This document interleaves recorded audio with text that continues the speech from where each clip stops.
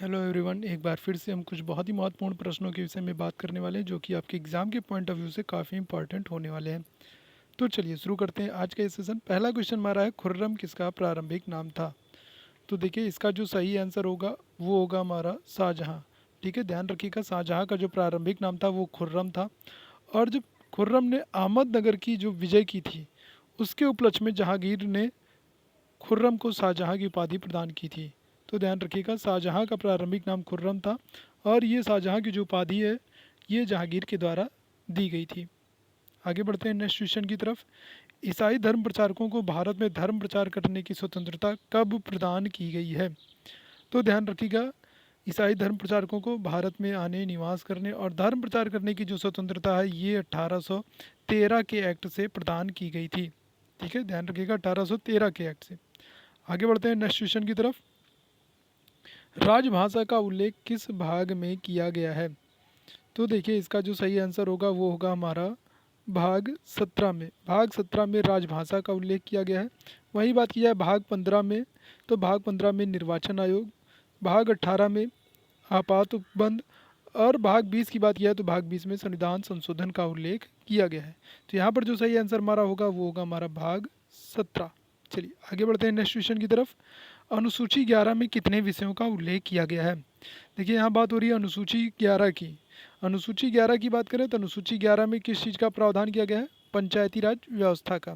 और पंचायती राज व्यवस्था के तहत अनुसूची 11 में 29 विषयों का उल्लेख किया गया है। तो यहाँ पर हमारा 29 जो है ये हमारा सही आंसर होगा। चलिए आगे बढ़ते हैं नेक्स्ट क्वेश्चन की तरफ। संविधान सभा में कुल कितने अधिवेशन हुए थे? तो ध्यान रखिएगा, यहाँ संविधान सभा में अधिवेशनों की बात हो रही है। तो संविधान सभा में कुल 12 अधिवेशन हुए थे। ठीक है, ध्यान रखिएगा, संविधान सभा में कुल 12 अधिवेशन हुए थे। आगे बढ़ते हैं। अगस्त प्रस्ताव 1940 के समय गवर्नर जनरल कौन था? 1940 में जब अगस्त प्रस्ताव प्रस्तुत किया गया तो उस समय गवर्नर जनरल कौन था? और यहाँ पर जो सही आंसर होगा वो होगा लॉर्ड लिनलिथगो। ठीक है, लिनलिथगो के समय में अगस्त प्रस्ताव 1940 पारित किया गया था, प्रस्तुत किया गया था। आगे बढ़ते हैं नेक्स्ट क्वेश्चन की तरफ। सरदार की उपाधि वल्लभ भाई पटेल को कब प्राप्त हुई थी? तो ध्यान रखिएगा, इसका जो सही आंसर होगा वो होगा वर्ष 1928। 1928 में बारदोली सत्याग्रह हुआ था और बारदोली की जो महिलाएं थी उनके द्वारा वल्लभ भाई पटेल को सरदार की उपाधि प्रदान की गई थी। तो ध्यान रखिएगा, बारदोली सत्याग्रह 1928 के दौरान वल्लभ भाई पटेल को सरदार की उपाधि प्रदान की गई थी। आगे बढ़ते हैं नेक्स्ट क्वेश्चन की तरफ। सिविल सेवा का जनक किसे माना जाता है? तो ध्यान रखिएगा, भारत में सिविल सेवा का जो जनक माना जाता है वो माना जाता है कार्नवालिस को। कार्नवालिस के समय में ही अस्थाई बंदोबस्त भी लागू किया गया था, शुरू किया गया था। इसके अलावा ध्यान रखिएगा, ये एकमात्र गवर्नर जनरल हैं जिनको भारत में दफनाया गया था।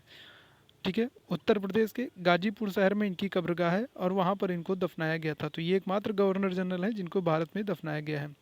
आगे बढ़ते हैं नेक्स्ट क्वेश्चन की तरफ। भारत में पहले आम चुनाव कब हुए हैं? तो देखिए, इसका जो सही आंसर होगा वो होगा हमारा 1952 में। 1951-52 में जो है भारत के पहले आम चुनाव हुए थे।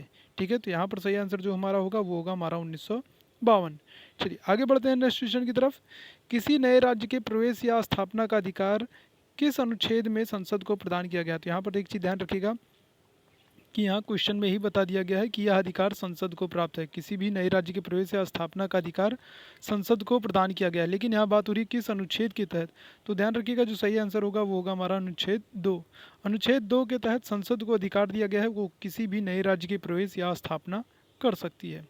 आगे बढ़ते हैं नेक्स्ट क्वेश्चन की तरफ। भारत में कितने माध्यम से नागरिकता प्राप्त की जा सकती है? तो देखिए, इसका जो सही आंसर होगा वो होगा हमारा 5। भारत में 5 तरीक़ों से नागरिकता प्राप्त की जा सकती है, लेकिन अब आप कमेंट करके हमको बताएंगे कि वो 5 तरीके कौन से हैं जिनके माध्यम से भारत में नागरिकता प्राप्त की जा सकती है।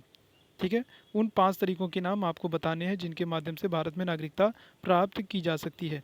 आगे बढ़ते हैं नेक्स्ट क्वेश्चन की तरफ। राजा राम मोहन राय को राजा की उपाधि किसने प्रदान की थी? तो देखिए, इसका जो सही आंसर होगा वो होगा अकबर द्वितीय। अकबर द्वितीय ने राम मोहन राय को राजा की उपाधि प्रदान की थी और अपना दूत बना करके इंग्लैंड भेजा था। तो अकबर द्वितीय हमारा सही आंसर होगा। आगे बढ़ते हैं। साहेब बेखबर की उपाधि किसको प्राप्त थी? तो देखिए, ये उपाधि जो है ये प्रदान की गई थी, ये प्राप्त थी बहादुर शाह प्रथम को।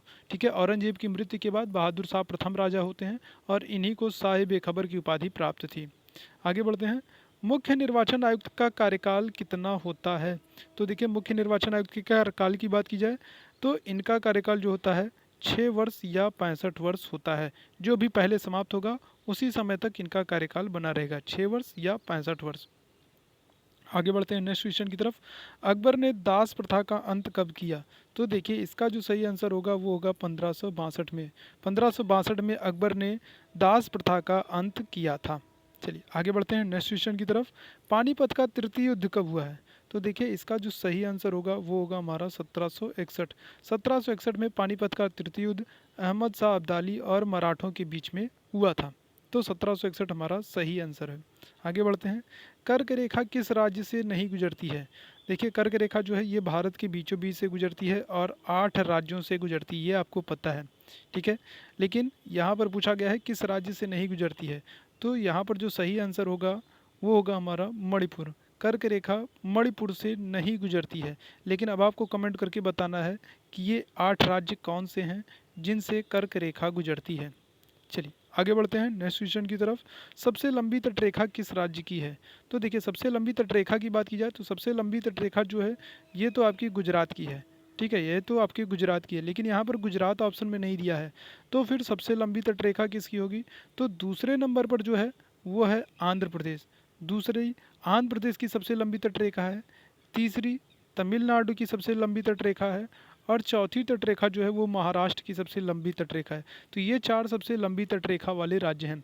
गुजरात पहले नंबर पर है, दूसरे नंबर पर आंध्र प्रदेश है, तीसरे नंबर पर तमिलनाडु है और चौथे नंबर पर महाराष्ट्र है।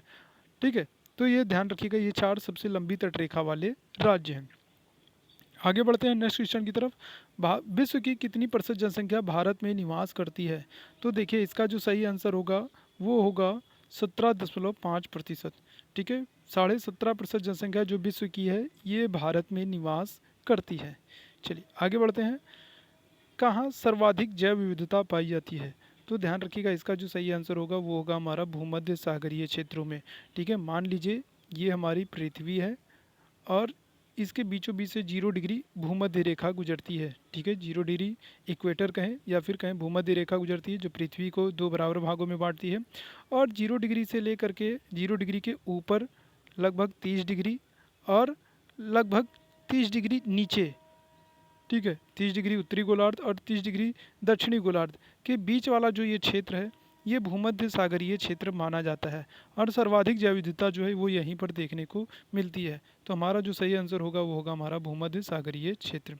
आगे बढ़ते हैं। भारत में किन वनों का विस्तार सर्वाधिक है? तो ध्यान रखिएगा, भारत में जो सर्वाधिक विस्तार है वो पर्णपाती या पतझड़ वनों का है। ठीक है, भारत में इनका विस्तार सबसे अधिक है। आगे बढ़ते हैं। भारत की मानक समय रेखा कितने राज्यों से गुजरती है? तो ध्यान रखिएगा, भारत की मानक समय रेखा जो है ये है 82.5 डिग्री पूर्वी देशांतर। ठीक है, ध्यान रखिएगा 82.5 डिग्री पूर्वी देशांतर और ये 5 राज्यों से गुजरती है। उत्तर प्रदेश, मध्य प्रदेश, छत्तीसगढ़, उड़ीसा, आंध्र प्रदेश। ठीक है, ध्यान रखिएगा, भारत की जो मानक समय रेखा है 82.5 डिग्री पूर्वी देशांतर है और ये भारत के 5 राज्यों से गुजरती है। उत्तर प्रदेश, मध्य प्रदेश, छत्तीसगढ़, उड़ीसा, आंध्र प्रदेश। चलिए आगे बढ़ते हैं नेक्स्ट क्वेश्चन की तरफ।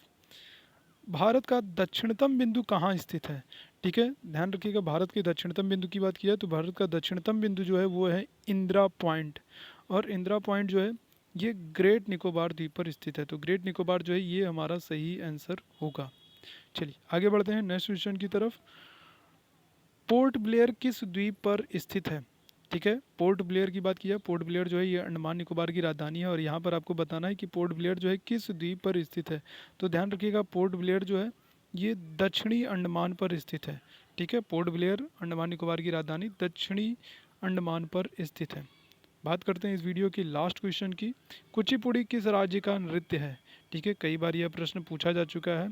तो इसका जो सही आंसर होगा वो होगा हमारा आंध्र प्रदेश। कुचिपुड़ी जो है ये आंध्र प्रदेश राज्य का लोक नृत्य है। तो ये था आज का सेशन। उम्मीद है ये सेशन आपको पसंद आया होगा। इसी तरीके से हमारे साथ बने रहिए। हम फिर हाजिर होते हैं एक नए सेशन के साथ। तब तक के लिए धन्यवाद।